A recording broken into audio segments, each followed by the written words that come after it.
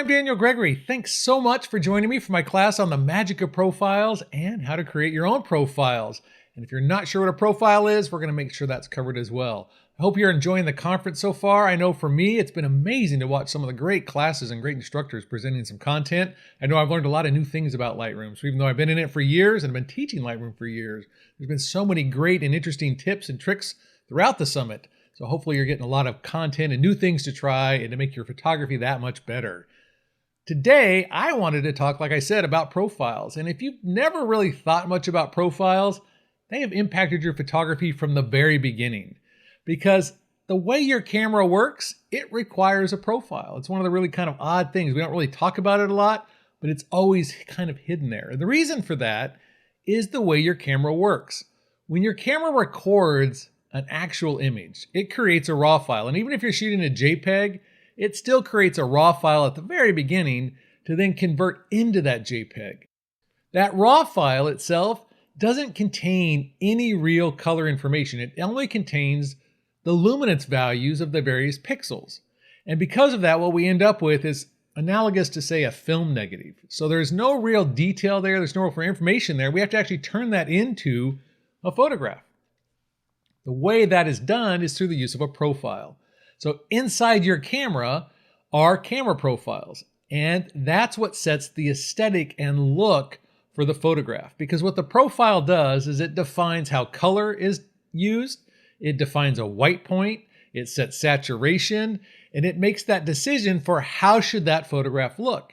And if you've ever dived into the back of your camera at all and set some settings, you might see an option there to set the color space for sRGB or Adobe RGB. That doesn't impact the RAW file in the least bit, but it does impact the JPEG, and it defines the color space for the JPEG that would be created. And that JPEG, even if you're only shooting RAW, is the thing that appears on the back of your camera's LCD. That little LCD picture is a JPEG of your photograph. Also in your camera are settings that you may or may not use, but I know a lot of people do, and I use them myself because I kind of like to look at that JPEG on the back of the camera and see what the aesthetic looks like. You might use camera vivid or camera flat or camera portrait or landscape. There's these little settings that let you change the look of the images that appear out of your camera. And if you're a Fuji shooter, maybe you have film simulations. Maybe you like the look of the Velvia film simulation, or you like the look of the Provia film simulation. That simulation or that aesthetic is also a profile. So you've always used profiles, you maybe just weren't aware of that. Now, the reason the profile is so interesting when we move into editing behind the computer and we move into a program like Lightroom, or we move into Camera Raw, or even if you're using Capture One or On One or one of these other tools that can read a RAW file, is that raw data comes in, and again, it needs a wrapper put around it that defines how that's going to look. That is also a profile. And in the Adobe world, and in the Lightroom world, those profiles were called DCPs, which stood for a Digital Negative Camera Profile. And Adobe went and looked at that raw data, and they would build a profile based on the camera and the camera manufacturer, and in some cases, those individual settings that you may have had in the camera, like flat, landscape, vivid, portrait, Velvia. And Adobe would make a digital camera profile so that when the raw file came in, you could use Adobe Standard, or you could select and use one of the camera profiles that Adobe had created. But those DCP files were the wrapper by which color was defined, contrast was defined, and the white point was defined. It was the starting point. So how do I think about these profiles? Well, I think about them as the foundation of the house for the image you're editing. So imagine you're building a house. You've got walls, you've got a roof, you've got windows, you've got paint, you've got siding, you've got all these different things that go into making the house. Well, all of that stuff sits on the foundation of that house. A bad foundation results in a crumbling, falling down house. A good foundation gives you the strength and flexibility to grow and build what you want on top of that foundation. So profiles are that foundation. And if you can remember that analogy, it's going to help you understand how to apply profiles into your workflow and what they do to your image before you actually start editing. Now, one of the great things that happened in Lightroom version 7.3 for Classic and version 1.3 for Lightroom CC, and version 10.3 for Camera Raw, is we got enhanced profiles. So a little bit nerdy here, but the enhanced profile said if I have this DCP file, I could put something on top of that. I could basically, add a little bit of seasoning to that. And the enhanced profile allowed me to add things like a 3D color lookup table or a LUT. It allowed me to shift tonal values and contrast in a way that I didn't have before. So now I could start to create profiles and have artistic profiles or film simulation profiles, or I could create a certain look that I wanted for, say, maybe a historical process. Maybe you want to make cyanotype looking images. Or maybe you're trying to get your Instagram work and your Lightroom work to look similar. You could create a profile that would allow that simulation to happen there as well. So these enhanced profiles really gave us a lot of creative flexibility for how we built that foundation. Now, in that foundation is one of the most, I think, critical things to that enhanced profile. And it's really, when I think of the profile, what I think of is the core part of the profile. And that's the lookup table. And when I talk about the lookup table, there's two types. The first lookup table is how is color defined. So that might be Adobe Color or Adobe Standard or Adobe Vivid. That's the base foundation of that DCP file of how color is created. Then we have a color lookup table. And when we say color lookup table, that's usually when people say a LUT. That's what they're referring to, is the 3D lookup table. And a 3D LUT or a color LUT allows us to take the specific value of one RGB color and change it into another color by reassigning those numeric values. So we create a mapping between those. So we could in fact take blues and turn them teal, or we could take reds and turn them slightly orange. We literally, at that foundational level, we reassign how those colors are applied. So a lot of the times, enhanced profiles, I think of those as LUTs. Now in the cinematic world, we referred to a LUT or lookup table. That was what caused color grading. So if you've watched movies that have had a certain saturation level or a change of color, you'll have noticed that they actually have a color grading applied.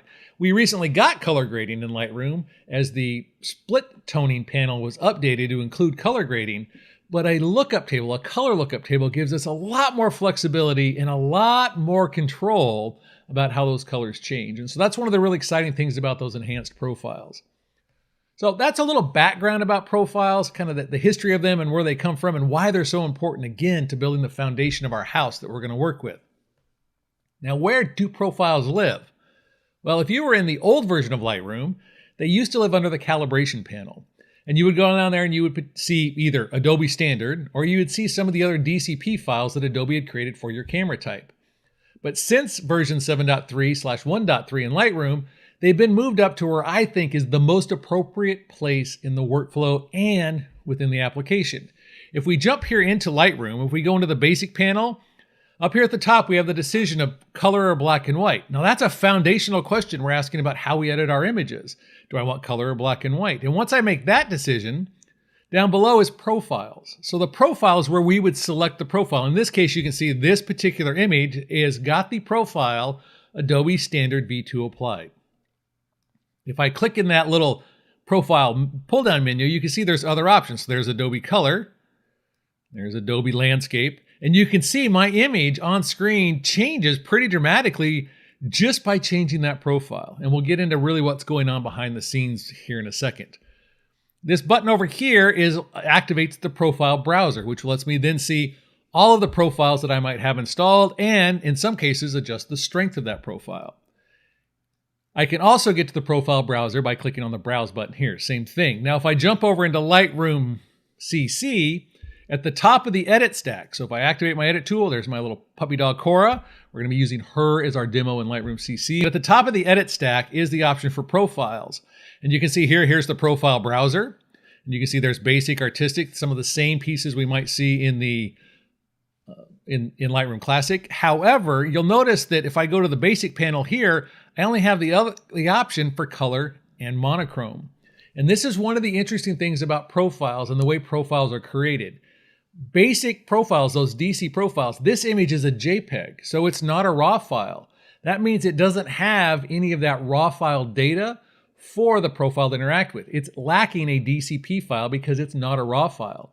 So sometimes when you click on an image, you may notice, whether you're in Lightroom CC or in Lightroom Classic, that some of your profiles are gone or they seem to be missing. And that's because that profile isn't designed to work with the file type you're in. Now, when we get to creating profiles, I'm going to show you where that's set and how that gets applied. But you haven't done anything wrong, and Lightroom's not broken.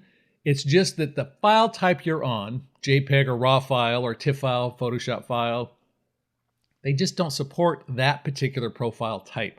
That's just something to be aware of. Okay, let's jump back into Lightroom Classic here. We're going to dive a little bit more into these profiles and kind of how they work and why I think it's so important that, again, like building a house, you don't build the roof first and then put the foundation in underneath it. You build the foundation first. If I come in here and I select profiles, I'm going to go ahead and click on the Browse panel. I'm just going to activate my profiles. And initially, I'm just going to look up here just at the Adobe standard profiles. So if I mouse over these, what's cool is I see a real-time rendering of that profile and its effect on my image. Now you can see that the saturation changes, the black point changes, the luminosity changes based on which profile I choose. And that's because, again, that raw file's data can be interpreted all sorts of different ways. It's part of the amazing thing about working with a raw file is we can reinterpret that data over and over and over again and change that aesthetic and that look. It's also one of the great things about future-proofing files is that raw data lets us make changes down the road for software that's potentially not even written yet or even conceived of being written yet. So it's a really kind of cool opportunity. But you can see in here, if I chose Adobe Neutral and then I chose Adobe Landscape, I would make different decisions about saturation, vibrance, and luminosity in the basic panel, tone curve, and HSL because I already have a color boost here. This is the foundational way those pixels were interpreted. So it's a cool spot of saying, wow, this is already closer to what I want. This is closer to the architecture I wanted for the house I'm building. This blueprint is way more accurate than what I would have had if I had started here. This requires a lot of remodeling, a lot of expense. If you've ever built a house, remodeling, changing plans after the fact, really expensive. But if you can make that decision early on in the blueprint phase, at that earliest stage, it's cheaper. So again, which one of these is closer to my interpretation? Now, the other thing that's kind of cool about profiles is I'm going to go here and let's just collapse all of these. You can see I've got a bunch of different options for profiles. I've got camera matching here. So these are DCP files that have been created to simulate what my camera would have done. So this was taken on a D700. So here you can see again, these are simulating what would have happened in the camera had I changed the settings in the camera. There's some of the monochrome options that exist within that camera. And you can see there's some really pretty good swings in how those colors would be presented and how that information would be presented. Now, if we go down a little farther here, you can see I've also got artistic choices. So these are artistic 1, 2, and you can see we start to get some interesting color changes in here. You know, if I go into that artistic 7, you can see that's really warmed the image up. If I come down here into modern, you can see the same thing. I end up with some pretty crazy color changes. Look at the difference in the blue in the sky there. Now this is one of the areas where I just wanted to touch base about profiles because I think there's several camps on how we approach profiles. There are people who are, let's just call them a little snobby about profiles. They think of them as these Instagram filters that get applied to an image. And then there are people who love the fact that they can have this creative control on how they might approach the photograph. And then there's people who just kind of don't care. They're sort of in the middle. I think one of the things that's the most important about photography is that we create images that matter to us, that speak to us. They are meaningful to us. And software is a tool to help us achieve that. So in the old days, for those of you who shot film, I was a film shooter, I'm still a film shooter. Every film had a different look and a different aesthetic.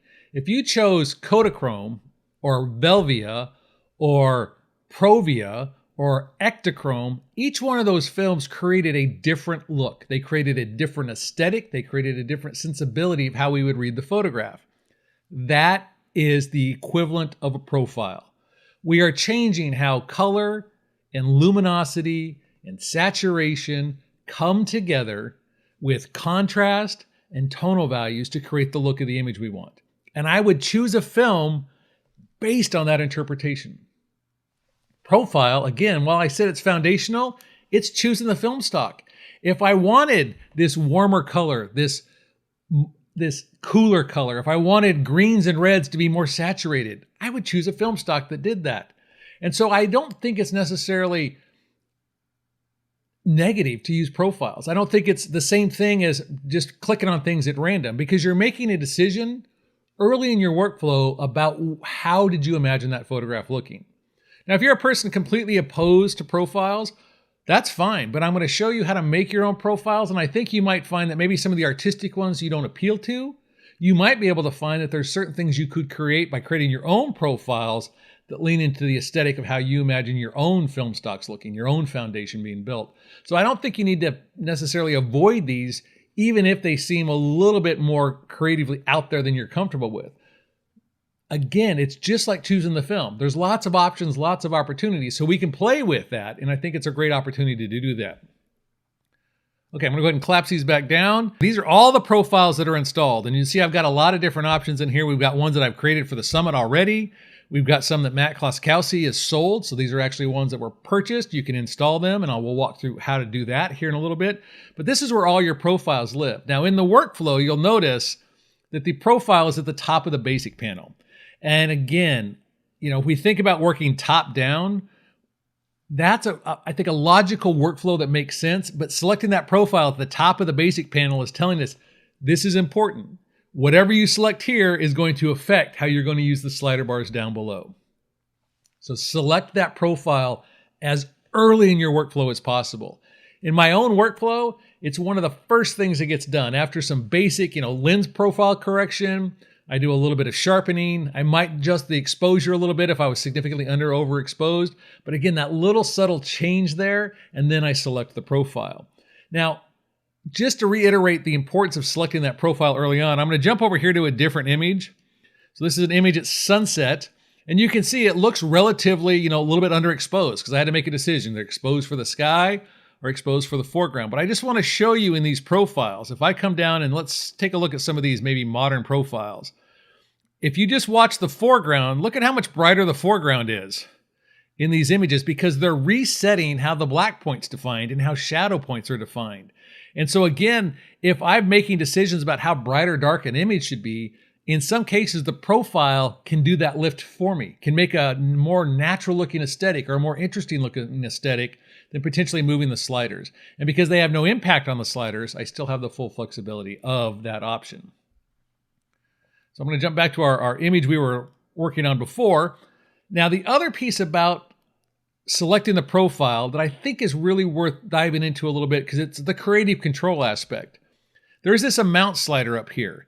And you can see right now I'm on the profile Adobe Landscape and I can't adjust the amount. And that's because there are certain profiles, they're either DCP files, they're not the enhanced profiles, or they're profiles where the amount slider has been restricted for some reason. But what the amount slider is analogous to the opacity slider on a layer in Photoshop if you could kick the opacity up higher or lower. So it's going to swing the amount of the effect of the profile on your image. And to me, this is a really cool part of the creative control we can get by working with the images. Because remember, a lot of these enhanced profiles are using those 3D color lookup tables. They're adjusting the colors. They're changing the actual way the colors are rendered in the image. And maybe I want to change and alter the strength of that. Maybe I like it, but it's too strong or not. So this is where it really, I think, gets kind of interesting. So I'm going to come down here and let's choose one of my images that's got a little bit more punch to it. So let's see if we come down here. So here's a 70s throwback profile I created. So if you've looked at old, I call it 70s throwback because of the photo albums, looking back in the 70s, 80s, that had color photographs, they faded over time. It's because of the chemical process or whatever. But they kind of get this kind of orangey look to them. So I wanted to create this sort of look and aesthetic to that. So I created a profile that kind of simulates that by creating a lookup table that pushes everything towards orange. But up here, you'll notice the amount. And because this is a enhanced profile or a creative profile, I can adjust the amount of the effect. So if I come back down to 0, none of the effect is applied. And as I slowly drag to the right, you'll see that warmth slowly comes in. So now this starts to look more like kind of sunrise, sunset light. And then eventually I get up and I get to the strength of my filter. And then if I keep going, I'm increasing the strength of that. Now you'll notice that's also causing some other luminance change and things like that. But now I've got this really orange image because I've doubled the effect of the original profile that's been applied. So there's a lot of really great creative control in here for these filters because we can adjust the amount. So if I choose this black and white blue one, this image was created to create a black and white aesthetic, but I could hint just a tiny little bit of blue into that, or I can make it really blue. So the amount slider is really, I think, a great creative control for how you use these profiles. And I think that's one of the things when we talk about the magic of profiles is not only is it remapping the colors, not only is it creating this great foundation, not only is it allowing us to express our creativity, but we also have the control to dial in the strength of the effect we want. We're not stuck with just whatever was created when the profile was created. We have that variability there. And the other piece around that is this particular feature is also available in Lightroom CC. So if you're working in Lightroom CC, if I come back in here and let's go ahead and choose a modern and let's choose modern 3, here's the amount slider there. And you can see I get to dial in the effect of the amount slider in that case. So I get to create that same process whether I'm on my phone, my tablet, on my desktop. That same piece of technology exists everywhere. So I've got that creative control anywhere in my existing workflow. So I think one of the amazing things Adobe's done is to make sure that works all the way around the entire experience. Now, jumping back into Lightroom CC, we're going to cover a couple other things, and then we're going to jump into making our own profiles. So the first thing I want to do is, in here, there's a couple of options you can do for organizing yourself a little bit. Most of the organization for profiles has to be done in Camera Raw, and the creation of profiles has to be done in Camera Raw. There's no way to create a profile inside of Lightroom or inside of Lightroom Classic. It's all done in Camera Raw. But while we're in here inside Lightroom, I can right-click out here in my profile browser. I can delete a profile group. So in this case, I could decide to delete this Lightroom Summit profile group. And if I do that, it's going to delete all the profiles that are contained in there as well. I could expand or collapse all those. This is kind of like solo mode. I could, or in the normal panels, I could expand or collapse all my panels. I could manage profiles. And if I manage profiles, all that's going to let me do is turn on or off different profile settings. So in this case, I'm going to go ahead and turn off the Lightroom Summit.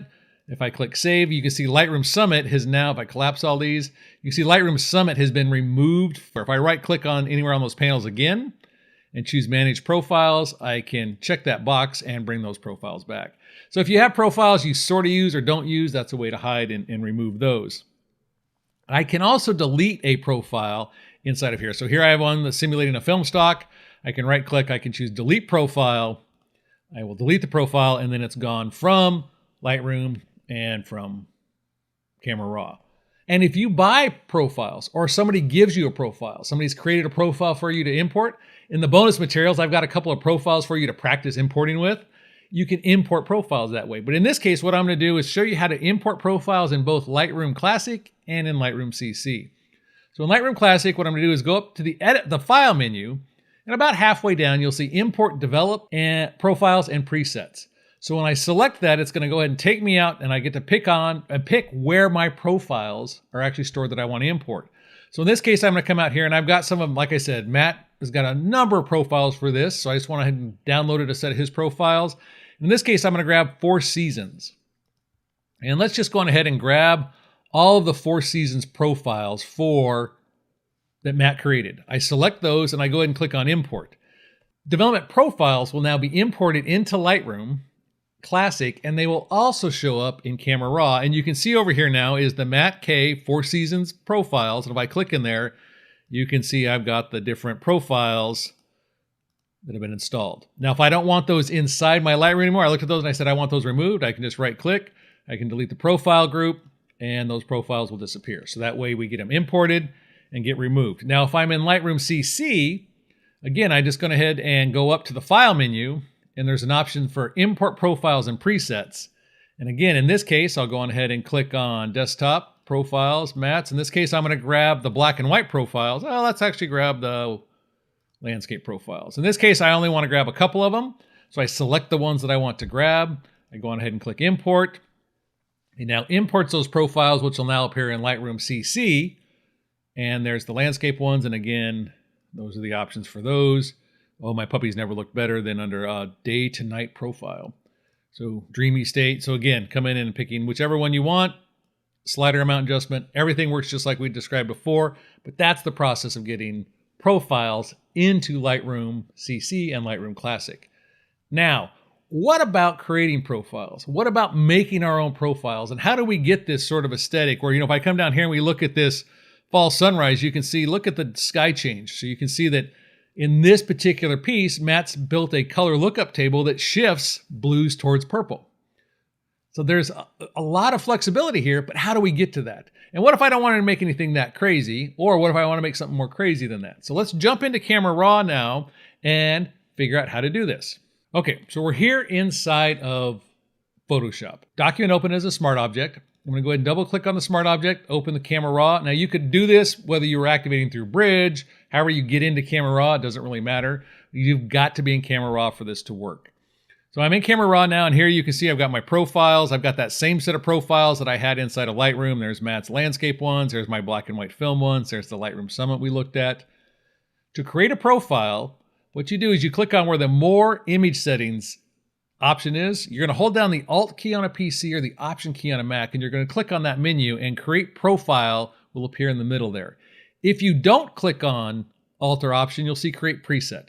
So that's how you know you've missed the keyboard shortcut. If you're looking for creating profiles and you click on that menu and you don't see it, remember you've got to hold down that Alt or Option key. Once that appears, we've now got the Create Profile dialog box. So this is where we can set all of the settings for creating a profile. I'm going to walk through the basics of these settings, and then we're going to go back and create several different profiles using these various options. But I want to give you kind of a high-level overview of the dialog box first. At the top is where we name our profile. So you'll see me name different profiles. We'll call them something that we think is appropriate. Descriptive names are good here. If you keep it Untitled 1, Untitled 2, Untitled 3, it's very difficult to figure out what the profile did. So we want some kind of process to figure out what that is by the name. The group is what group does it live in. So here you can see I could create a new group, or I've got some existing groups already created. The current image settings to include, these are the settings that were from Camera Raw. So one of the cool things we can do is we can use some of the settings that were in Camera Raw to define our profile. So things from the basic panel, the curves panel, whether you're using a parametric or a point curve, HSL settings. If you're doing a black and white monochrome profile, you could use the black and white sliders. Color grading. So the color grading panel, you can apply some basic level of color grading into the image. Again, not as advanced as a 3D lookup, but you could still actually create that. Vignettes, you could apply a post-crop vignette or the impact of some of the gradient filters. I would recommend you really think long and hard about the gradient filters because the profile doesn't create a gradient. The gradient that you apply to an image, let's say like you do the sky, you drop down, you make the sky really dark, and you make the exposure on that -4, so it goes to almost pure black. And then you apply that profile on a portrait you did. That pure black sky you created would make all of the pixels in the portrait that dark, but has no awareness that it wasn't a sky, has no awareness that you were trying to make a gradient to impact just the sky. It applies that level to those pixels. Because remember, a profile is at the foundation. So those pixels aren't a gradient that you then adjust later. They are resetting the value of those pixels when the pixels are interpreted by Lightroom at the very beginning of the process. So I would recommend if you've got gradients you're using, that those might be better served as a preset, but you do have the option for creating them here. You might create them because maybe you are doing some kind of landscape work or you're going to darken edges or something like that. But again, I would use those with extreme caution. The middle section is tone mapping. And so this is similar to an HDR effect. The default is low, which is what Lightroom does normally with an image. But you can select medium or high. And what this does is where you have the sliders inside of Lightroom for contrast. The black, the white, the highlight, shadow. Those are actually will allow a more aggressive adjustment in the strength of the effect of those tools because we're actually going to map a little bit more aggressive tonal value into the image. It works great. It kind of has that HDR effect to it.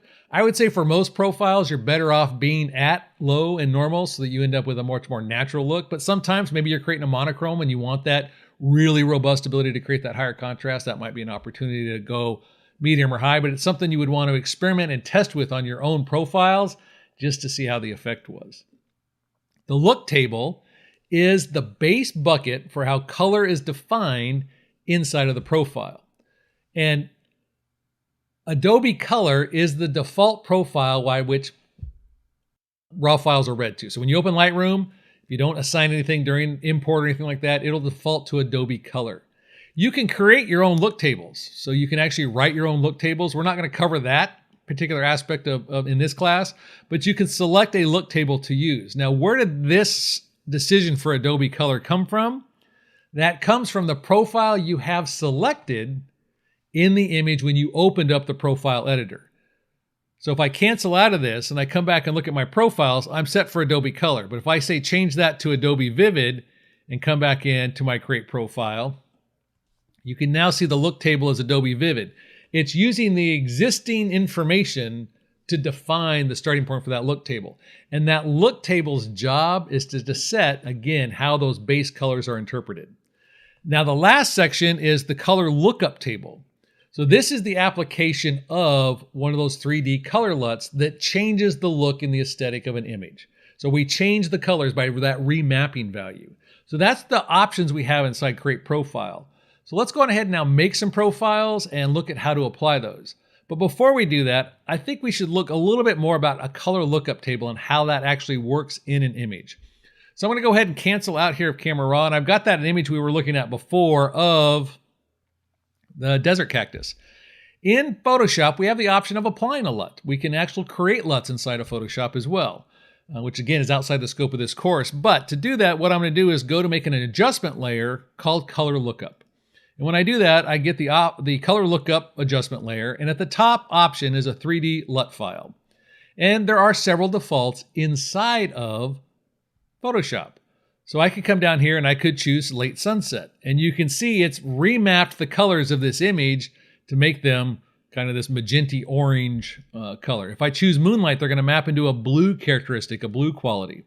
If I choose a soft warming, you can see they've got a little bit of red comes in there, a little bit of orange, a little bit of yellow comes in there to warm up. If I choose teal orange, you can see that a lot of the oranges have gone a little bit more orange, and the greens and the blues have shifted a little bit towards teal. So we can actually see that teal start to show up in the sky. So the 3D lookup table is about manipulating the colors, and there's a lot of great tools for that. There's 3D LUT Creator. There's lots of tools that create 3D LUTs for you. And I think it's really, if you're going to get into that work, one of those tools can help with that. The other piece about LUTs creation, and I'll give you in the bonus material a file that'll help with that. But as you can see in here, there's all sorts of colors that change based on this LUT. And sometimes working an image is really hard to understand how the LUT behaves because not necessarily all those colors are in that LUT or in that image for the LUT. So sometimes a real basic color file can help with that. So I provided that in the bonus materials as well if you're going to kind of create your own LUTs as a potential starting point. In Photoshop, though, let's say like you decided you liked this, late sunset look as a LUT. You said, I really like that color mapping. You can then come up to go File, Export, and then you can export a lookup table. So in here is the description, which is the text description for the actual LUT. And Lightroom and Camera Raw only see a grid point of 32, so you don't need to create anything bigger than that. So a 32, and you do need to make a cube file out of it. You then export the actual lookup table, and then you could use that when you import into your own profiles that you're creating. Okay, so back to our actual image we're going to create our profiles out of. And again, this is a base image. It's a little bit underexposed. I don't worry about that when I'm creating the profile necessarily because I'm, again, building that foundation, but I just have the image open. A well-exposed image, a good evenly exposed image is a nicer place to start from, but I'm going to show you in a second why I chose this image. Let's go ahead and go back into Camera Raw. And what we're going to do now is we're going to make a very basic adjustment profile. And so what I'm going to use is just some of the basic panels and some of the actual options that we have inside of Camera Raw. So one of the first things I want to do is I want to add a little bit of clarity and a little bit of texture to an image. So I want to make sure there's just a little bit of crunch in a landscape image. I would actually have that in there. And I also want the image to actually be a little bit more saturated. So I'm going to boost the saturation of this profile. I also am going to go into the linear curve adjustment. And one of the things I want to do is I don't want to have a hard black. I want to actually have this kind of have a more soft black, a little bit softer quality to the deep shadows. So I'm going to raise that black point. And that's why I chose this image, because I wanted to see from an image that's a little bit underexposed, kind of what is that level of change. But I do want the contrast to be in there. So I want to go ahead and actually put a little bit of a contrast curve back into that. So I've got just a little bit of a dip there to kind of create a little bit of contrast. I'm also going to go in here into my HSL panel, and I want to make sure that my blues actually drift a little bit towards the kind of aqua. I want my aquas to go a little there. And then I also am going to take my oranges, or my reds, and I want to push them a little bit to orange and make my oranges a little bit towards red. So I'm just going to make that adjustment for this particular set of adjustments for the file. Now I hold down that Alt or Option key and I select Create Profile. When I do that, you can see that Point Curve and the HSL adjustments in the basic panel all had adjustments made to them. So this is asking me, do you want to include all of these inside of my profile? And do I want to include the look table for Adobe Color? Now I could select no look table, in which case these settings are what would define the initial look of the color. So in this case, I'm going to create this, my basic profile. So I'm going to go ahead now and I'm going to put that in, just leave that in my user's profile. So I go ahead and click OK. And then let's go on ahead and do a reset of my image. And now if I come to Browse, down here at the bottom will be my user profiles. And then there's my basic profile I created. So there you can see the adjustments created by that profile. And I can again dial in that strength of those. And you can see by going to 200%, if I mouse over what should be pure black, you can see that my RGB value in the histogram is at about 45. That's the deepest black that can be created. So if I even printed this, the deepest black would be that 45.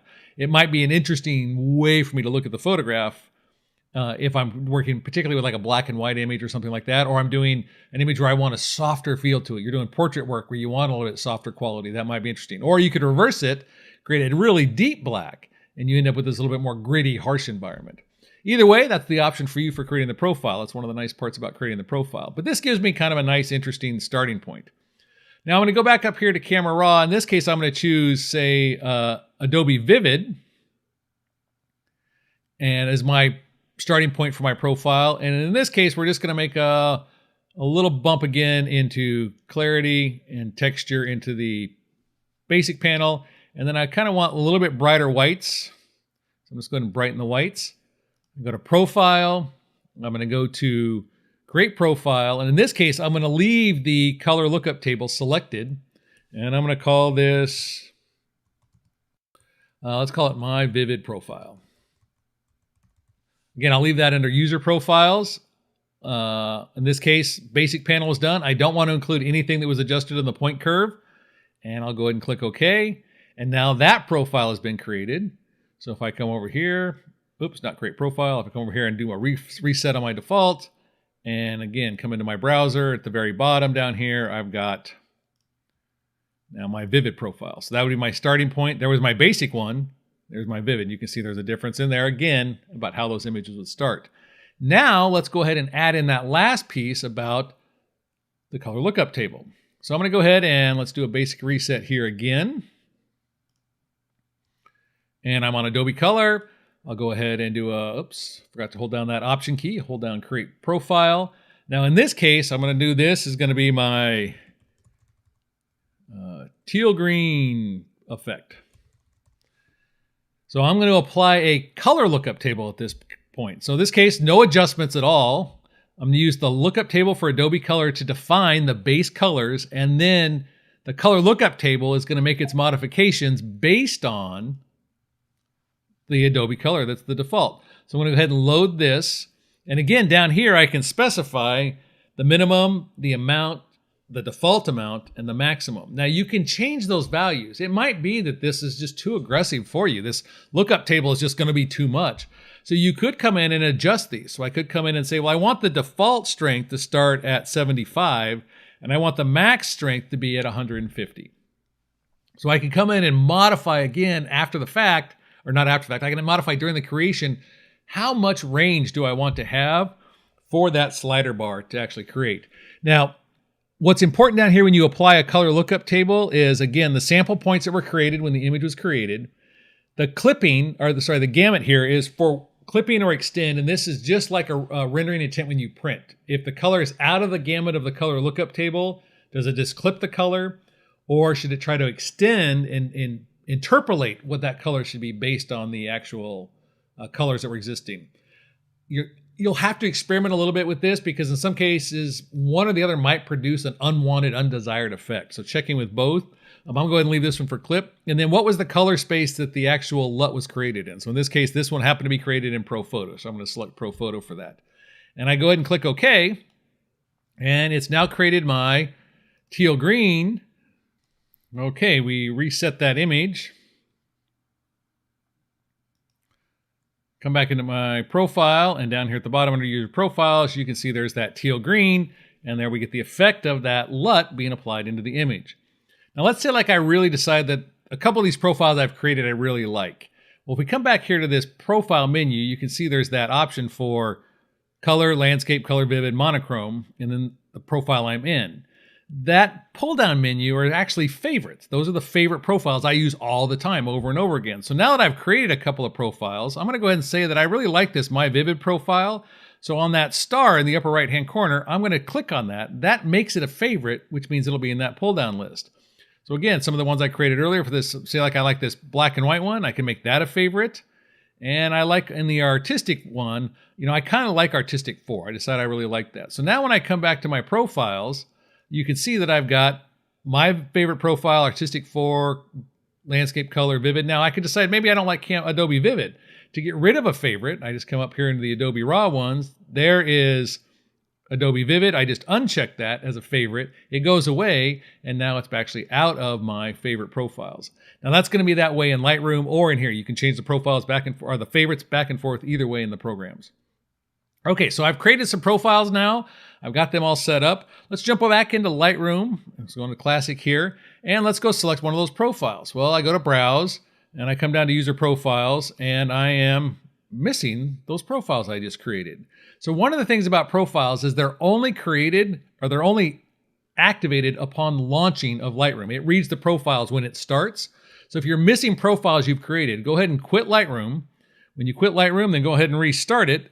And then when you restart it, you'll then see those profiles appear inside of the profile browser. It drives me a little crazy sometimes because I'll forget, I'll come back into Lightroom expecting to see those profiles I created. And there's the teal green piece we just created. So I have the option of creating it here. It drove me a little crazy because I would forget that I needed to restart. So that's just one thing to look at there. Now, organizationally, the other thing about creating profiles is this could run amok in a hurry. This could get absolutely crazy if you're creating a bunch of profiles. And then you can also see how there's a little bit of nice organization over here where these lines have been broken up to actually include profiles in these little grouped folders. So let's jump back into Camera Raw and look at how do we deal with organization of our profiles. So I'm going to go ahead and open up the profile browser, and this profile, this teal green one, what I'm going to do is right click on that, and here's some of the things I can do inside of Camera Raw to manage my profiles. I can get profile info, which will just give me some of the basic information about the profile. If I add to favorites, adds it to favorite, I can rename the profile. So if I choose rename profile, it'll let me change that, and I say teal green. I actually want that to say teal green and orange. O-R-A-N-G-E. And I actually can click OK there, and you can see it's now changed the name of that profile. I can move a profile. So in this case, I've got this profile inside of my user profile. If I move profile, it will let me select a different group to put it in. So I'm going to say, I want this one in my black and white films profile group. So if I select that, it now appears inside of black and white films. So I can move things around. If I reset favorite profiles, go back to the default reset for Lightroom or for Camera Raw, and then I can import from here as well. But if I hold down the Alt key or the Option key when I choose Rename Profiles, when I do that, I get the Rename Advanced mode. When this is where all the good stuff happens. So in here, again, I'll walk through the dialog box real fast, then we'll go ahead and talk about applying them. The name is the actual name of the profile. The group is what group does it sit in. These are the groups over here. So there's the ones I'm in control of.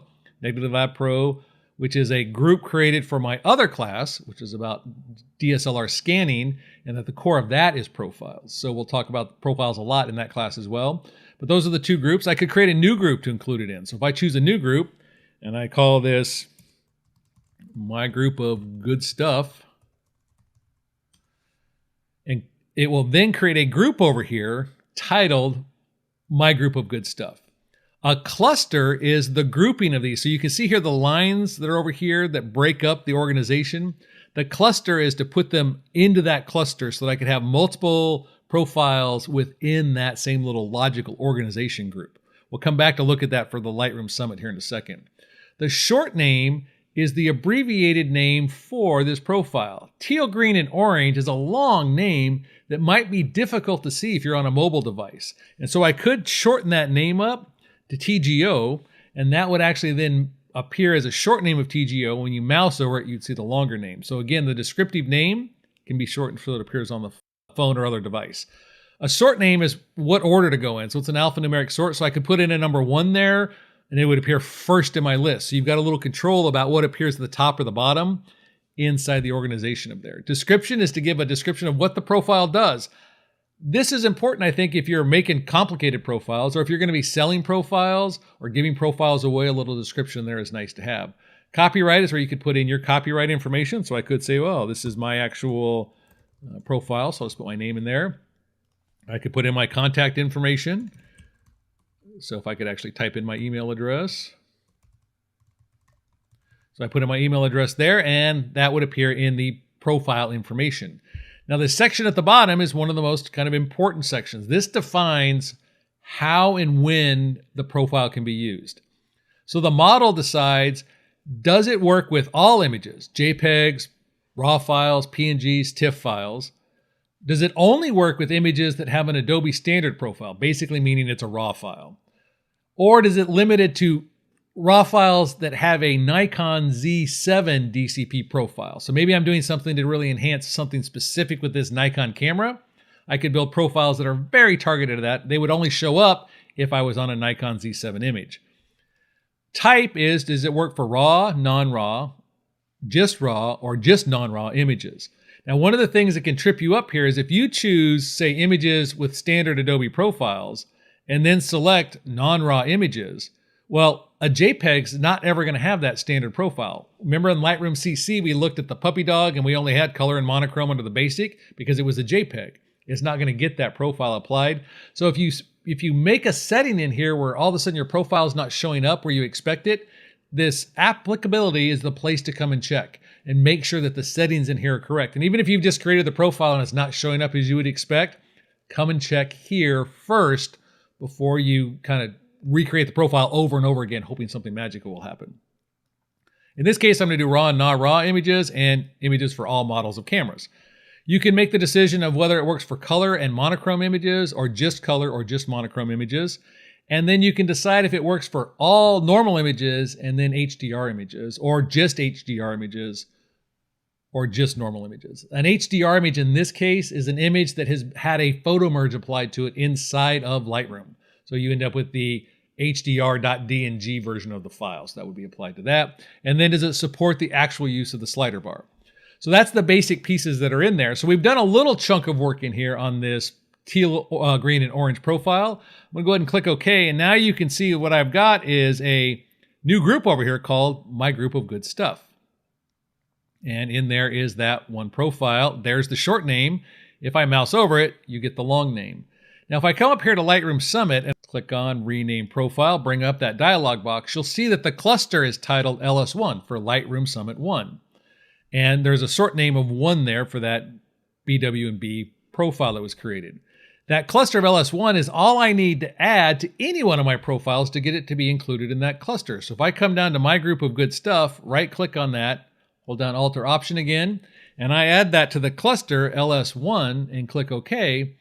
So I've added it to that Lightroom Summit group, cluster. You can see that the actual group has been moved from the default area down here up into that same cluster that's up here. So there's the Lightroom Summit, and which is a group inside the cluster. And there's My Group of Good Stuff, which is also a group inside the cluster. Now, if I wanted this image to actually appear inside the Lightroom Summit, all I have to do is right-click on that. And if I wanted to appear actually in the Lightroom Summit group that exists, I've got to do a couple of things. First thing I got to do is I got to create it in a group called Lightroom Summit. So even though the group already exists, I've got to put it into a new group because the cluster defines the group. Then I put the cluster in as LS1, and then when I click OK, if I come up to my Lightroom Summit, you'll see that the group is there. So it's a little weird there to do the create a new group of the name of the group that already exists, but that way it gets it into the cluster. And then you can keep your profiles organized and set up. So I'll go ahead and click OK there. Let's jump back into Lightroom. If I wanted to import those profiles that I created myself into Lightroom CC, because remember, in Lightroom Classic, I just restart and they appear there. But if I want to actually import them into Lightroom CC, if I go up to Import Profiles, I have to go to the default location for where the profiles exist when they're created, and I've put that up on the screen for both Mac and PC. But in this case, I'll go ahead and go to Library, Application Support, Adobe, Camera Raw, Settings, and then here you can see is that list of profiles, and including down here is that teal, green, and orange. So we select that. Oh, here it goes, Lightroom Summit. There's my TGO, teal, green, and orange. And you can see it actually did a good job of turning my sky pretty teal in that process. So that's the way to get those profiles you just created into Lightroom CC. They'll need to be imported because it won't go read them out off by default. Okay, so that takes care of our what are profiles, where did they come from, when do we use them. Doesn't matter if you're doing color, black and white. Remember, a black and white image has got a black and white profile applied to it. It's that foundational piece we use for really kind of establishing how the photograph is going to look and the aesthetic's going to use. If you haven't played with the existing profiles that are there, I would encourage you to just look at what's there. Even if you don't create your own, just take a look and see what it affords you in terms of your understanding of editing the images. The other thing about profiles that I think is worth mentioning that I think really helps you become a better photographer is understanding what the profile is doing to your image. And imagine if you look at Vintage 6. What was done to create that profile? How are the colors changed? How is contrast changed? How are the tones changed? And even if you just try to figure out what was done, it's going to help make you a better editor by understanding how profiles are created and the impact they have on those foundational pixels. Makes you understand some of the decisions you might make as a photographer in editing your own work. Thanks again for joining me and have a great rest of the summit.